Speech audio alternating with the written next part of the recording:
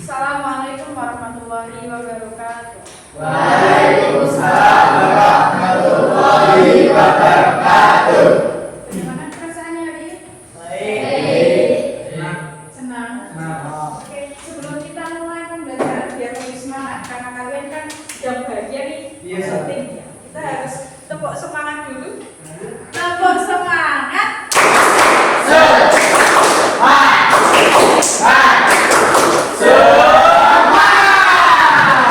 Sebelum kita mulai pembelajaran, silakan untuk ketua kelas menyiapkan berdoa.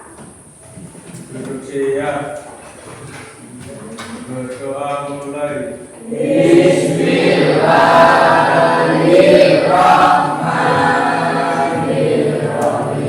Hadirin siapa yang tidak berangkat hari ini? Kenapa begitu? Tidak tahu. Ada sebuah peribahasa yang berbunyi, change yourself, change your future, yang artinya, ubah dirimu sendiri, maka kamu merubah masa depanmu. Kalau yang tadinya kita suka berubah, sehingga apabila kita tidak mau dianggap orang gila atau tidak kerjaan, maka mari, change ourselves. Ini sudah sesuai dengan kelompoknya? Sudah ya, sesuai dengan kelompok yang sebelumnya sudah. Sebelumnya ada yang masih ingat tentang apa?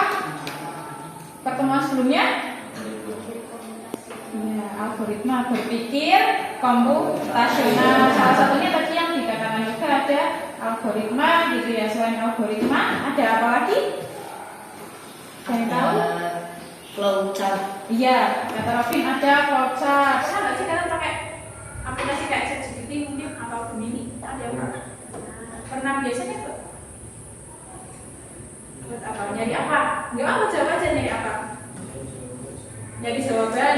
Misalkan ada tugas itu ya, nyari jawaban. Berarti artinya pernah ya menggunakan ChatGPT. Nah itu juga salah satu yang berkaitan dengan AI. Kemudian ini nyambung tadi. Katanya buat nyari jawaban. Menurut kamu, apakah boleh menggunakan AI untuk membantu mengerjakan PR? Artinya boleh nggak sih sebenarnya kalau kita itu kalian punya tugas nih misalkan tugas informatika terus kalian nyari jawaban di ChatGPT itu boleh apa tidak? Boleh dengan catatan hanya di copy paste tok atau harus ada perubahan? Iya, sebenarnya kalian boleh bertanya kepada ChatGPT tapi tidak plek gitu ya, harus ada perubahan dengan bahasanya kalian sendiri. Di bab yang baru ini kita belajar mengenai etika digital dalam era kecerdasan artifisial. Tujuan pembelajaran pada hari ini bisa dilihat ada 3. Yang pertama adalah menganalisis studi kasus. Jadi kan di era sekarang itu kan kalau lihat media sosial pasti banyak kan yang menggunakan AI kayak video, foto, itu kan padahal rasanya bukan yang sebenarnya. Karena nanti akan diberikan studi kasus dan kalian akan mendiskusikan kira-kira etika apa sih yang dilanggar. Etika itu apa? Berarti norma apa sih di masyarakat yang dilanggar karena video tersebut, karena kasus tersebut. Yang kedua, merancang solusi digital berbasis nilai-nilai etis dan tanggung jawab sosial dengan baik. Setelah kalian tahu nih, oh ini ternyata melanggarnya privasinya dilanggar, menyebarkan chat orang tanpa izin kan nggak boleh ya, privasinya dilanggar. Nah, kira-kira solusinya gimana? Pernah nggak sih kalian pakai aplikasi kayak ChatGPT mungkin atau Gemini? Ada yang pernah biasanya tuh? Buat apa? Nyari apa? Nggak apa, jawab aja nyari apa? Nyari jawaban.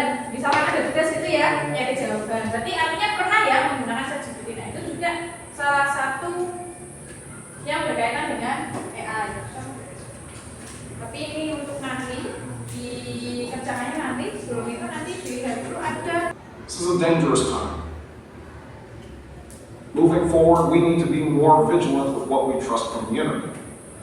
It's a time that we need to rely on trusted news sources. Yang mana sebenarnya? Yang ini apa ini? Yang sini? Ya. Kemudian yang dibauskan ini ya? Ya. Nah kalau ditanya yang bertanggung jawab siapa kalau ada video kayak gini? Yang harusnya bertanggung jawab siapa kalau ada kejadian seperti ini? Iya, kalau misalkan ini dipolisikan atau dipidanakan gitu ya, akhirnya yang terkena jeratan hukum bukan dua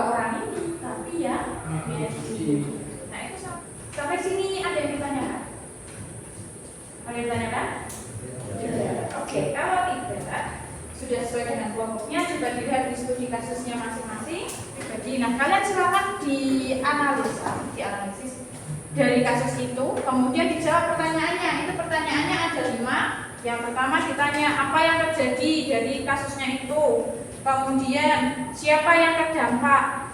Dilihat dari kasusnya, kalau siswa memposting nama lain lah, siapa yang kena dampaknya. Kemudian pelanggarannya apa, dia apa yang dilanggar, kemudian gimana sih AI itu dimanfaatkan secara tidak etis, itu tidak pantas ya maksudnya ya. Kemudian solusi atau pencegahannya, silakan bisa didiskusikan dan boleh mencari sumber referensi menggunakan internet baik di Chromebook maupun di HP untuk menjawab ini. Nanti kalau sudah ketemu solusinya, kalian wujudkan dalam bentuk poster ataupun video.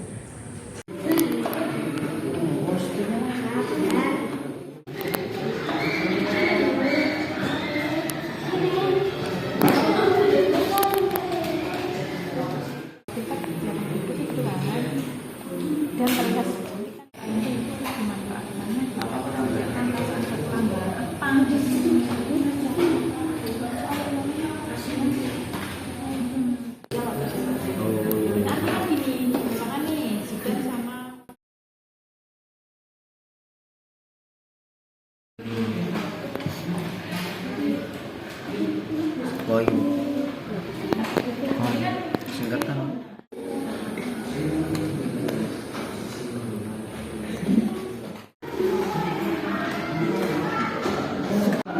Assalamualaikum warahmatullahi wabarakatuh. Studi kasusnya apa? Orang Islam membuat video publiknya dan menyebarkan di grup kelas. Meskipun dianggap bercanda, video tersebut membuat guru merasa malu dan reputasinya terganggu. Apa yang terjadi dalam kasus ini? Oke, sebentar dilihat di nomor 1. Itu ada defect video ya, video guru yang disebarkan di grup kelas dan dijadikan bahan bercandaan. Itu yang studi kasus yang pertama. Kemudian pertanyaannya, Apa yang terjadi dalam kasus ini? jawabannya apa yang terjadi? Seorang siswa membuat video deepfake gurunya dan menyebarkannya di grup kelas. Kasusnya itu ya. Kemudian pertanyaan yang kedua, Siapa yang terdampak pada kasus ini? yang terdampak siapa? Gurunya. Ya, yang terdampak berarti hanya kan si guru tersebut gitu ya. Apa pelanggaran etika yang muncul? Pelanggarannya apa? Ya, privasi guru. Ya, karena tadi itu video guru yang diedit, pelanggaran etikanya yang pertama adalah hak privasinya si guru dijadikan dalam konten ya. Terus lanjut, Bagaimana teknologi AI dimanfaatkan secara tidak etis? jawabannya apa? Melanggar privasi guru, membuat guru malu, dan membuat reputasi guru hancur. Iya. Jadi pelanggaran pelanggaran etika tadi, AI dimanfaatkan untuk saya terbaik itu tadi privasinya harga guru, terus apa lagi pencemaran, ya pencemaran nama baik, terus membuat reputasi si guru itu hancur. Terus lanjut, Bagaimana solusi atau pencegahan yang dapat dilakukan? harusnya apa? Dengan menggunakan AI secara etis. Ya, menggunakan AI secara etis, menggunakannya tadi harusnya gimana? Kalau mau edit videonya dulu, boleh nggak? Boleh.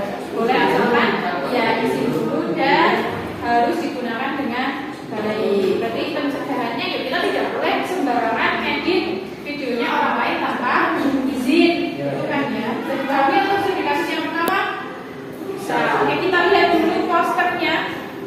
Posternya tadi sudah dibuat. Coba diperhatikan kok. Apa ini posternya coba dijelaskan? Jaga etika, ya. Ya, jaga etika di ruang digital. Apa ini dibaca benar enggak? Yang pertama, ya, pergunakan bahasa yang sopan. Artinya kan berarti kemungkinan dari video yang diedit tadi bisa jadi menggunakan kata-kata yang kurang pantas, begitu kan? Nah, yang kurang baik. Terus bawahnya apa itu? hindari penyebaran informasi sensitif. Iya, hindari penyebaran informasi sensitif. Nah, kemungkinan video tadi bisa jadi ada unsur sara, kemudian bisa pornografi atau kekerasan. Ini yang tidak baik lah, informasi yang kurang baik. Terus apa itu? Bijaksana Dalam meneruskan informasi yang diterima. Iya, jangan asal langsung share atau menangkap dengan fenomen.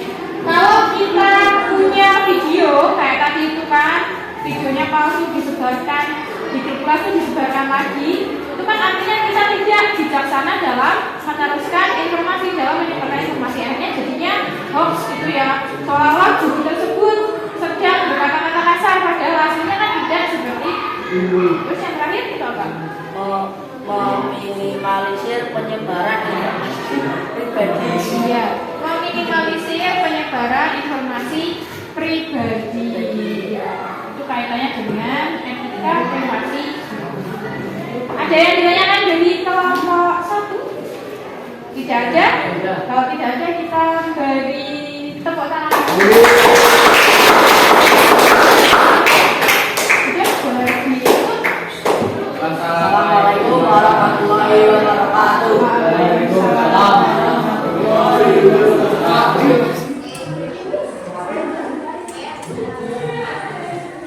Oke, untuk apa gambar kerjanya digunakan dulu yang sudah dikirim? Sudah ya, yang belum? Sudah kan yang gambar kerjanya? Beri tepuk tangan buat kita semua dulu, kita lebih semangat.